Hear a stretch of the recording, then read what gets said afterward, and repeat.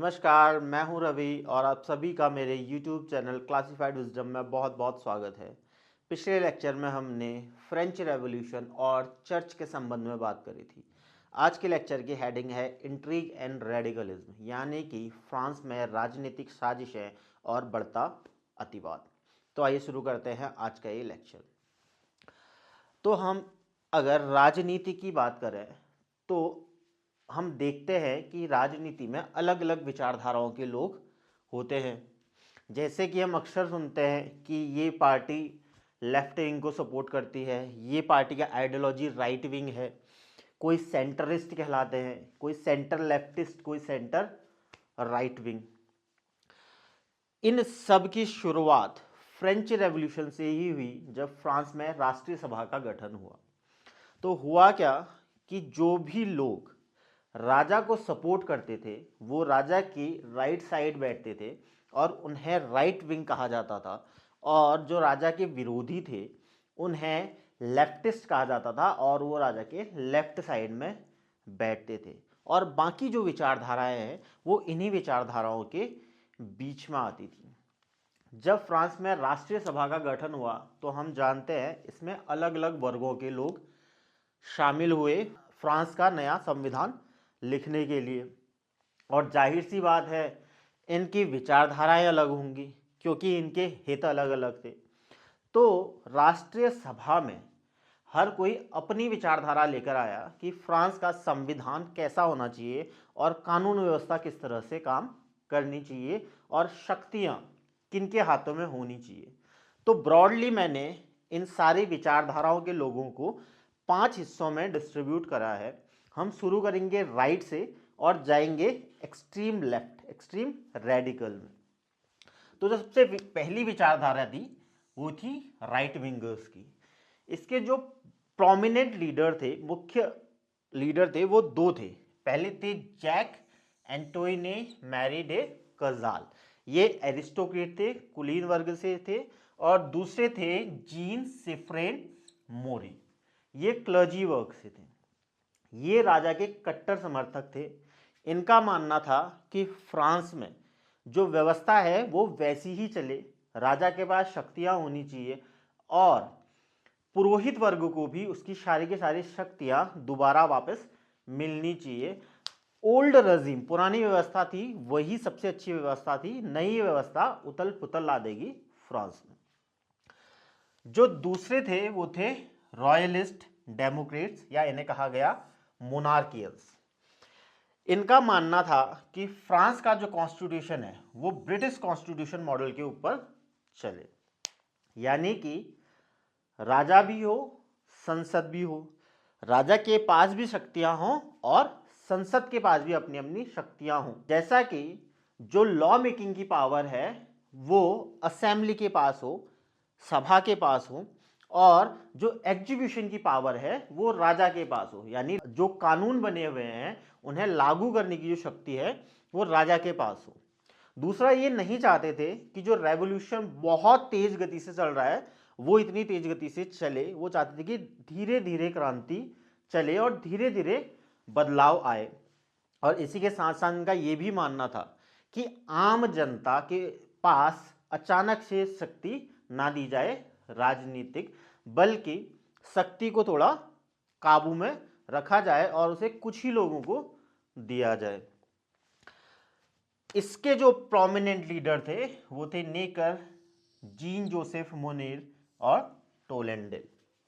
जो तीसरी विचारधारा थी, जो सबसे ज्यादा प्रोमिनेंट विचारधारा थी और राष्ट्रीय सभा में इन्हीं विचारधारा के लोगों का दबदबा भी था इस दौरान, ये थी नेशनल पार्टी की विचारधारा। ये सेंटर या सेंटर लेफ्ट कहलाए, जो बेसिकली बैलेंस की बात कर रहे थे। इसके जो प्रोमिनेंट लीडर थे वो थे ऑनोर मिराबियू, बहुत ही इन्फ्लुएंशियल लीडर जो फ्रांस की राष्ट्रीय सभा थी उसके। दूसरे थे लाफायते और तीसरे थे बेली। इनका ये मानना था कि जो संविधान है वो कॉन्स्टिट्यूशनल मोनार्की बने, यानी कि राजा भी हो हेड और एक संसद भी हो, लेकिन इसमें जो ज़्यादा शक्ति है वो जो असेंबली है उसको मिले और राजा नॉमिनल हेड हो, यानी राजा के पास बहुत ज़्यादा शक्तियां हो ना। और जो शुरू का संविधान बना उसमें हुआ भी ऐसा ही कि राजा को सिर्फ एक वीटो का अधिकार था, वो कानून को कुछ समय के लिए रोक सकता था लेकिन उन्हें लागू करने से लंबे समय तक नहीं अटका सकता था। तो नेशनल पार्टी की ये विचारधारा थी। दूसरा, ये भी चाहते थे कि क्रांति बहुत तेज गति से ना चले और सारे के सारे जो पुराने इंस्टीट्यूशन है उन्हें पूरी तरह से बर्बाद ना कर दिया जाए, बल्कि उनकी शक्तियों को थोड़ा कंट्रोल करा जाए और वो जैसे चल रहे हैं उन्हें चलने दिया जाए। तो ये थे नेशनल पार्टी की विचारधारा। जो इसमें फोर्थ थे वो थे लेफ्ट। इसके जो मुख्य नेता थे, लीडर थे, वो थे एड्रिन ड्यूपोर्ट, बार्नेव और अलेक्जेंडर लामेट। इनका मानना था कि राजा की शक्तियां और पुरोहित वर्ग की शक्तियां पूरी तरह से कम कर दी जाए, जो मेन पावर हो वो असेंबली के पास हो, उसी के साथ साथ लोगों के जो फंडामेंटल राइट्स हैं, बोलने की आज़ादी, फ्रीडम ऑफ स्पीच, प्रेस की आज़ादी, इन सब अधिकारों पर ये बात कर रहे थे, जो बेसिकली उस समय के एनलाइटनमेंट थिंकर्स के आइडियाज भी थे। इन्हें ये कहे गए लेफ्ट विंगर्स, और ये लोकतंत्र या रिपब्लिक जिसे हम कहें गणतंत्र के समर्थक थे। जो पांचवी विचारधारा थी वो थी एक्सट्रीम रेडिकल। इस समय तक जब पहला संविधान लिखा जा रहा था फ्रांस का, एक्सट्रीम रेडिकल्स बहुत कम संख्या में थे फ्रांस में। इनका मानना था कि राजा को और इसी के साथ साथ उसकी सारी शक्तियों को पूरी तरह से नष्ट कर दिया जाए, उसी के साथ साथ पुरोहित वर्ग खत्म कर दिया जाए, चर्च की अथॉरिटी पूरी तरह से खत्म हो जाए। और हम देखते भी हैं कि किस तरह से इन्होंने मोनेस्ट्रीज को, चर्च को डिमोलिश करने की कोशिश की और पुरोहितों को और क्लर्जी वर्ग के जितने भी लोग थे उन्हें भागना पड़ा रेवोल्यूशन के दौरान फ्रांस छोड़कर, और वो एमिग्रेस कहलाए। इसमें बेसिकली जो प्रोमिनेंट लीडर था वो था लॉयर मैक्सिमिलियन रॉबस्पियर। तो ये एक्सट्रीम लेफ्ट के समर्थक थे।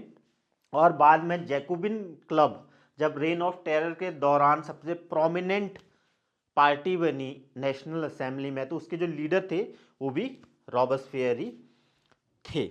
अब जब ये सारी की सारी उलटफेर चल रही थी फ्रांस में, हर कोई विचारधारा का व्यक्ति शक्ति को अपने पास रखना चाह रहा था, तो इस समय पर अबे सियस सामने आए। इन्होंने नेशनल असेंबली की बागडोर अपने हाथ में ली और इन्होंने एक आम सहमति बना ली सेंटर और लेफ्ट के बीच में कि हम थोड़ा शांति से काम करें और फ्रांस के लिए एक नया संविधान लिखने की कोशिश करें। तो संविधान सभा ने कुछ समय के लिए यह डिसाइड किया कि सेंटर और लेफ्ट आपस में मिलकर फ्रांस के लिए नया संविधान का निर्माण करेंगे, नए कानून बनाएंगे और लोगों की फंडामेंटल राइट्स का भी ख्याल रखा जाएगा इन कानूनों को बनाने के दौरान। लेकिन क्रांति तो चल ही रही थी। ये तो सिर्फ वर्साय में संवैधानिक सभा थी जहां पर ये सब कानून बन रहे थे। बाकी फ्रांस में तो क्रांतिकारी उथल पुथल मचा रहे थे और लॉ एंड ऑर्डर पूरी तरह से खत्म था। अब पहले तो राजा था जो अथॉरिटी में था और उसके ही कानून के हिसाब से सब चलते थे, तो एक हायरार्की बनी हुई थी। लेकिन रेवोल्यूशन ने इस हायरार्की को तोड़ दिया। पेरिस में हम देखते हैं कि जो डिफरेंट अथॉरिटीज थी उन्होंने इंडिपेंडेंट क्लेम करी। उनका मानना था कि हम इंडिपेंडेंट हैं। जैसे अगर कोई पॉलिटिकल पार्टी है तो वो किसी अन्य ऑफिसर की बात नहीं मान रहे थे, जो कमिटीज हैं वो अपनी तरफ से बात कर रही थी, जो लेजिस्लेचर है वो सब खुद को सबसे ज़्यादा शक्तिशाली मान रहे थे। वो कह रहे थे कि हमारी शक्तियां जो हैं हम उसे विदाउट एनी कंस्ट्रेन, बिना किसी रुकावट के यूज कर सकते हैं। जो डिस्ट्रिक्ट थे, जिले थे, उनके ऑफिशियल्स अलग शक्तियों का यूज करना चाहते थे, अपनी शक्तियों का फ्रीली। जो मेयर था वो कह रहा था कि मेरे पास पावर है, मैं यूज करूंगा। और इसी के साथ हम देखते हैं कि जो सिक्योरिटी पर्सन्स थे, खासकर जो पेरिस में सिक्योरिटी देख रहे थे, उनमें भी हम फ्रैक्शन होता हुआ देखते हैं। जैसे कि जो फ्रेंच गार्ड थे लाफायाटे के अंडर, उन्होंने भी खुद की शक्ति क्लेम करी कि हमारी पावर हम बिना किसी अवरोध के यूज करेंगे। तो अब हायरार्की खत्म हो चुकी थी और हर कोई पैरेलल खड़ा होकर अपनी अपनी शक्तियों को सबसे ज्यादा पावरफुल बता रहा था और किसी दूसरे ऑफिस या दूसरे अधिकारी को सुनने के लिए राजी नहीं था, जिससे लॉ एंड ऑर्डर बहुत ज्यादा केओटिक हो गया। इसके साथ साथ असेंबली ने जितने भी सिंबॉलिक पैराफ्रेनेलिया थे एशियन रजीम के, यानी कि जितने भी सम्मानित चिन्ह थे पुरानी व्यवस्था में राजाओं के और पुरोहितों के, वो सब के सब समाप्त कर दिए। जैसे कोई कवच था या एक करेंसी थी लिवरे करके हमने बात करी, जिसके बदले असाइनेड नई करेंसी लाई गई। तो पुरानी व्यवस्था के जितने भी सिंबल थे, जितने भी चिन्ह थे जिनसे पुरानी व्यवस्था का वजूद था, वो सारे के सारे सिंबल खत्म कर दिए गए। इसको देखते हुए और ज़्यादा केओस और ज़्यादा डर का माहौल हुआ पूरे के पूरे फ्रांस में, नोबल्स और क्लोजी के बीच। और जो एमिग्रेस की संख्या थी वो और ज़्यादा बढ़ी। ऐसे लोग जो फ्रांस छोड़कर अन्य यूरोपियन कंट्रीज में भाग रहे थे, खासकर ऑस्ट्रिया, हंगरी, नीदरलैंड, इंग्लैंड, इन देशों में इनकी संख्या और ज़्यादा बढ़ रही थी। अब रेवोल्यूशन कहीं ना कहीं हाथ से निकल गया था, कोई एक सेंटर नहीं बचा था जो रेवोल्यूशन चला रहा था, बल्कि रेवोल्यूशनरीज बहुत ज़्यादा उन्मादी हो गए थे। इसी के साथ बहुत सारे लोग अपनी अपने जोर में लगे हुए थे कि किस तरह से वो सरकार में बने रहें या वो मेन लीडर बन जाएं। एक आयोजन हुआ 14 जुलाई 1790 को। अब अगर आपको याद होगा, हमने स्टॉर्मिंग ऑफ बेस्टाइल पढ़ा था, जिसमें 14 जुलाई 1789 को बेस्टाइल जेल, जो राजा की प्रिजन थी, उसको पूरी तरह से बर्बाद कर दिया गया था और उसके सारे के सारे प्रिजनर्स को भगा दिया गया था। 14 जुलाई 1790 को इस जेल को तोड़े हुए 1 साल हुआ और इस उपलक्ष्य में फ्रांस के शहर पेरिस में कैम्प डे मास करके एक फील्ड था, यहां पर आयोजन किया गया, समारोह किया गया और सेलिब्रेट किया गया इस अवसर को। इसे कहा गया फेस्टिवल ऑफ फेडरेशन, जिसका आयोजन टेलेरैंड ने करा और हजारों की संख्या में पेरिस के लोग इस आयोजन में आए। अब जो टेलेरैंड है ये बड़े ही रोचक व्यक्ति हैं।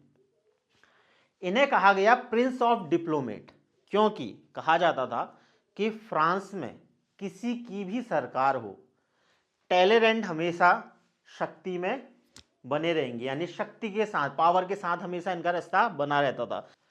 जैसे फ्रेंच रेवोल्यूशन से पहले ये क्लर्जी वर्ग से थे, उसके बाद जब फ्रेंच रेवोल्यूशन हुआ तो ये रेवोल्यूशन के लीडर बने, जब फ्रेंच रेवोल्यूशन खत्म हुआ तो ये नेपोलियन के एडवाइजर बने, और उसके बाद जब नेपोलियन का खात्मा हुआ 1815 में और दोबारा से बourbon फैमिली का राजा बैठा, तो ये उनके भी मंत्री परिषद में शामिल हो गए। तो बड़े ही रोचक डिप्लोमेट थे टेलेरैंड। इन्होंने ये आयोजन किया और इस आयोजन में सभी लोगों ने एक ओथ ली, जिसका जिम्मा टेलेरैंड ने संभाला। इनने दिलवाई ये ओथ। इसमें ओथ ली गई fidelity to the nation, the law and the king, यानी राष्ट्र से वफादारी, कानून से वफादारी और किंग से भी वफादारी। और इस आयोजन में राजा और राजा का परिवार भी शामिल हुआ। तो बेसिकली ये सब चीजें चल रही थी फ्रांस में। इसी दौरान एक और मुद्दे पर बहस हुई, इलेक्शन के मुद्दे पर। अब जो इलेक्टर्स थे उन्होंने, जब स्टेट जनरल का गठन हुआ तो जिन प्रतिनिधियों को चुना गया उन्हें 1 साल के लिए चुना जाता था, ये नियम था फ्रांस में। अब थोड़ा इलेक्टर्स को समझ लेते हैं शॉर्ट में। अब फ्रांस में जो नोबल्स थे वो अपने प्रतिनिधि खुद से चुनते थे, जो क्लर्जी थी वो अलग चुनाव कराती थी और वो अपने प्रतिनिधि अलग से चुनते थे। जो थर्ड स्टेट थी उसके इलेक्टर्स के लिए कुछ नियम थे। थर्ड स्टेट की पूरी जनता को पैसिव और एक्टिव सिटीजन में बदला गया था। जो एक्टिव सिटीजन थे वो इलेक्टर्स का चुनाव करते थे, लेकिन एक्टिव सिटीजन होने के लिए आपके पास सर्टेन काबिलियत होनी चाहिए। जैसे आप 25 साल से उम्र के होने चाहिए, आप मेल होने चाहिए, आपके पास लैंड होनी चाहिए, आप टैक्स पेयर होने चाहिए और आप फ्रांस के निवासी, फ्रांस के सिटीजन होने चाहिए। तो ये एक्टिव सिटीजन इलेक्टर्स को चुनते थे और ये इलेक्टर्स फिर जाकर अपने अपने प्रतिनिधियों को चुनते थे अपने अपने डिस्ट्रिक्ट से। तो इस तरह से इलेक्टर्स के द्वारा स्टेट जनरल जब हुई थी मई 1789 में, तो उनके प्रतिनिधि चुने गए थे।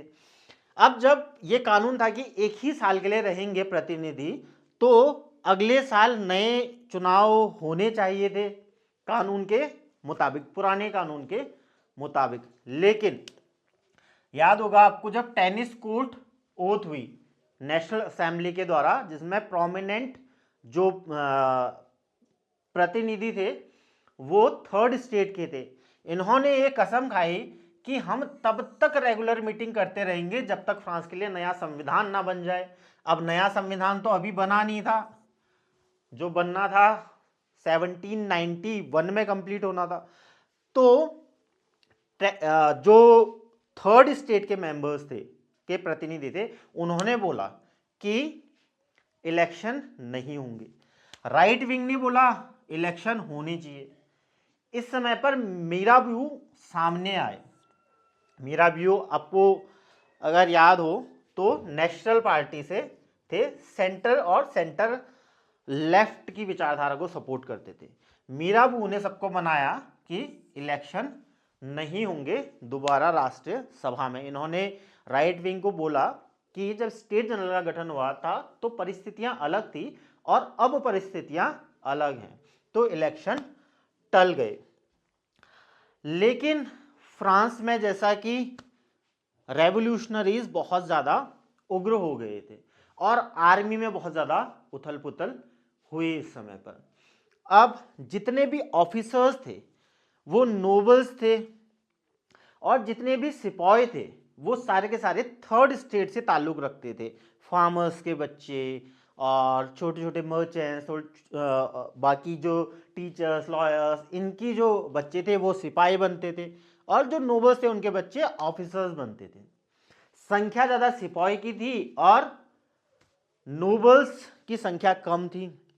रेवोल्यूशन भी थर्ड स्टेट के लोग ही कर रहे थे। तो अब आर्मी में भी जो सिपाही थे उन्होंने अपने अपने ऑफिसर्स के आदेश मानना बंद कर दिया और आपस में ही बहुत बार लड़ाइयाँ हुई ऑफिसर्स और सिपाहियों के बीच, जहां पर ऑफिसर्स के जो आदेश है उन्हें मानने के बजाय ऑफिसर्स के ऊपर ही हमले किए गए, जिससे आर्मी का जो डिसिप्लिन है वो पूरी तरह से खत्म हो गया। इसी दौरान एक कोशिश की जनरल बाउली ने, नैन्सी एक जगह है फ्रांस में, यहाँ पर एक रिबेलियन हुआ, ऐसा ही रिबेलियन जिसमें सिपाहियों ने ऑफिसर्स के ऊपर हमला करने की कोशिश की, ऑफिसर्स के आदेश नहीं माने। अब हायरार्की के अनुसार तो ऑफिसर्स के आदेश सिपाहियों को मानने हैं। तो जब रिबेलियन हुआ तो जनरल बाउली ने ये रिबेलियन को सप्रेस कर दिया, इसे दबा दिया। लेकिन जनरल बाउली के ऊपर देशद्रोह का आरोप लगाया गया रेवोल्यूशनरीज के द्वारा कि ये रेवोल्यूशन के जो समर्थक हैं उनको ही सप्रेस करना चाह रहे हैं। और इसको देखते हुए जनरल बाउली ने फ्रांस छोड़ दिया और एमिग्रेज बने और इसी के साथ साथ ऐसी बहुत सी घटनाएं हुई जिसके कारण बहुत सारे जो काबिल आर्मी ऑफिसर्स थे उन्होंने फ्रांस छोड़कर एमिग्रेस बनना स्वीकार करा, जिससे आर्मी में बहुत ज़्यादा कमी हो गई अच्छे और जिनके पास तजुर्बा हो अपनी जो ऑफिसर्स की ड्यूटीज होती है उन्हें निभाने का, और आर्मी में बहुत ज़्यादा उथल पुथल हुई। तो ये सब हो रहा था फ्रांस में रेवोल्यूशन के दौरान। इसी के साथ साथ अब हर कोई अपने अपने पॉलिटिकल पार्टीज बनाना चाहता था, क्योंकि अलग अलग विचारधाराएं तो थी लोगों की। रेवोल्यूशनरीज के बीच भी अलग अलग विचारधाराएं थी। कई रेवोल्यूशनरीज तो पुरानी व्यवस्था को खत्म करना चाहते थे लेकिन धर्म की रक्षा करना चाहते थे। कई रेवोल्यूशनरीज राइट्स की बात करते थे। कई रेवोल्यूशनरीज आते थे कि बहुत ज़्यादा हार्श ना हो हम। कई रेवोल्यूशनरीज बहुत रेडिकल थे, अतिवादी थे, जैसे हमने जैकोबिन क्लब की बात करी थी जिसके रॉबेस्पियर लीडर थे, और रेन ऑफ टेरर के समय पर हम आगे पढ़ेंगे कि किस तरह से वो इतनी ज़्यादा ब्रुटैलिटी करते हैं अपने ही देश की जनता के ऊपर। तो अलग अलग विचारधाराएं थी। तो इस समय पर फ्रांस में नए नए क्लब्स का गठन हो रहा था। क्लब्स बेसिकली एक ऐसी संस्था थी जिसमें अपनी अपनी विचारधारा लेकर लोग आते थे और एक तरह की विचारधारा के लोग एक क्लब को फॉर्म करते थे। इसी दौरान जन्म हुआ जैकोबिन क्लब का। अब शुरुआत हुई जब जैकोबिन क्लब की, तो ये बहुत ब्रॉड विचारधारा लेकर आया। इसमें हर तरह की विचारधारा के लोग शामिल होते थे। 10 अगस्त 1790 आते आते 152 मेंबर हो गए जैकोबिन क्लब में। लेकिन जैसे जैसे इसका आकार बढ़ा तो लोगों के बीच बहुत ज़्यादा मतभेद भी होने लग गए और इसी में से भी फ्रैक्शन हुए। जैसे इसी में से जैकोबिन क्लब से एक क्लब बना, क्लब ऑफ 1809। इस तरह से अलग अलग क्लब बन रहे थे फ्रांस में राजनीतिक रूप में, और इसी के साथ साथ संवैधानिक सुधार भी चल रहे थे राष्ट्रीय सभा में, जहां पर फ्रांस के लिए नए नए कानून बनाए जा रहे थे, पुरानी व्यवस्थाओं को हटाया जा रहा था और नई नई व्यवस्थाएं लाई जा रही थी। इसी दौरान राष्ट्रीय सभा ने नया जुडिशियल सिस्टम, नई न्याय प्रणाली बनाई, जिसमें जो जजेस थे उन्हें टेम्पररी बनाया गया, यानी हेरिडिटरी राइट नहीं बनाए गए। लोगों को बर्थ राइट की जगह उनकी कैपेबिलिटी के आधार पर जज बनाया जाता था, और इंडिपेंडेंट ऑफ थ्रोन बनाया, यानी अब राजा का न्यायपालिका के ऊपर बिल्कुल अधिकार नहीं था, बल्कि न्यायपालिका स्वतः संविधान के अनुसार चलती थी, जैसा अभी भी होता है। जो बहुत सारे डेमोक्रेटिक लोकतांत्रिक देश हैं जैसे भारत में भी सेपरेशन ऑफ पावर है। जुडिशरी की अपनी पावर है, लेजिस्लेशन की अपनी पावर है, और एग्जीक्यूटिव्स की अपनी पावर है। ये तीनों ओवरलैप नहीं करते एक दूसरे की पावर को, और बैलेंस बनाकर चलते हैं, जिससे सबके लिए कानून बनाए जा सकें और एक के पास पूरा का पूरा कंट्रोल ना हो। इसके साथ साथ हेरिडेटरी ऑफिसेस को समाप्त कर दिया गया। हेरिडेटरी ऑफिसेस होते थे पहले, कोई ऑफिसर है तो उसका ही पुत्र ऑफिसर बनता था। ये हमने क्लर्जी वाले में भी देखा था कि प्रीस्ट का बेटा ही प्रीस्ट बन रहा था, पद बेचे जा रहे थे। तो ये हेरिडेटरी ऑफिसेस ये अन्य चीज़ों में भी था, आर्मी में भी था, तो इसे खत्म कर दिया गया और अगेन कैपेबिलिटी के आधार पर ऑफिसेस में अधिकारियों को रखा गया, एक्सेप्ट मोनार्की, यानी राजा का ऑफिस राजा तय करता था कि उसके ऑफिस में कौन लोग काम करेंगे। बाकी जितने भी ऑफिस गवर्नमेंट रन करने के लिए चाहिए होते थे उसमें सबके सब बाय कैपेबिलिटी आते थे, ना कि बाय बर्थ राइट। एक कानून बनाया गया जिसमें जो राजा है वो वॉर प्रपोज कर सकता है, यानी राजा ये बात रख सकता है असेंबली के सामने कि किससे युद्ध लड़ना है, लेकिन लेजिस्लेचर डिसाइड करता था कि युद्ध करना है या नहीं करना है। तो राजा एक तरह का नॉमिनल हेड था जो युद्ध कर नहीं सकता था, बस प्रपोजल दे सकता था कि फलाना देश हमारा दुश्मन है, इसके ऊपर वॉर करना है। लेजिस्लेचर तय करेगा कि वॉर करे या नहीं करे, क्या वाकई दुश्मन है या ये राजा अपने किसी हित के लिए युद्ध करा रहा है।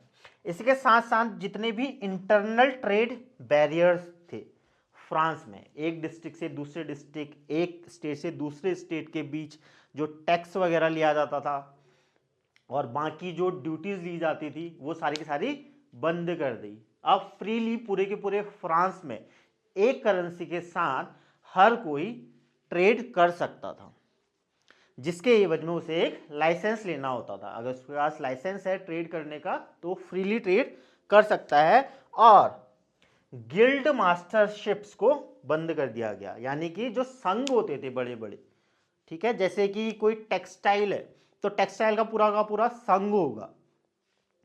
इंडिविजुअली किसी को भी कपड़ा बेचने की अनुमति नहीं थी। अगर किसी को कपड़ा बेचना है तो संघ के अंदर ही उसे आना होगा, उसका सदस्य बनना होगा। और इसके मास्टरशिप्स होते थे, यानी इनके बड़े बड़े अधिकारी होते थे, चीफ होते थे, जो इस पूरे सिस्टम को रन करते थे। तो इन संघ को बंद कर दिया गया और लाइसेंस दिया गया इंडिविजुअल्स को कि इंडिविजुअली कोई भी ट्रेड कर सकता है, किसी संघ में जाने की जरूरत नहीं है। अगर आपके यहाँ कपास होता है और आप टेक्सटाइल बना सकते हैं तो आप टेक्सटाइल में ट्रेड करें फ्रीली, आपको ज़रूरत नहीं है किसी भी संघ का हिस्सा बनने की, लेकिन आपको गवर्नमेंट से एक लाइसेंस लेना होगा। और इसके साथ साथ जितने भी वर्कर ऑर्गेनाइजेशन थे उन्हें भी बैन कर दिया गया, क्योंकि वर्कर ऑर्गेनाइजेशन भी एक तरह के संघी थे, वर्क फ्रीली काम करें। लेकिन एक चीज़ जो हुई जहाँ से हम रेडिकलिज्म की ओर जाता हुआ देखते हैं फ्रेंच रेवोल्यूशन का, वो था स्ट्राइक का इनलीगल करना। यानी कि अब फ्रांस में कोई भी प्रोटेस्ट और स्ट्राइक्स नहीं कर सकता था सरकार के खिलाफ। तो इसमें हमने देखा कि किस तरह से फ्रांस में राजनीतिक साजिशें हुई, अलग अलग विचारधाराओं के लोग राष्ट्रीय सभा में थे, किस तरह से नए नए कानून बनाए जा रहे थे फ्रांस में, जिसमें जो पुरानी व्यवस्थाएं थी, पुराने इंस्टीट्यूशंस थे, उन्हें ख़त्म किया जा रहा था। और उसी के साथ साथ बहुत सारी पाबंदियां भी लगाई जा रही थी। अगले लेक्चर में हम देखेंगे कि इन सब चीज़ों से घबराकर किस तरह से राजा और उसका परिवार फ्रांस छोड़कर भागने की कोशिश करता है, उसे पकड़ लिया जाता है, और उसके बाद किस तरह से ये जो संविधान निर्माण का काम है ये पूरा हो जाता है 1791 में। धन्यवाद।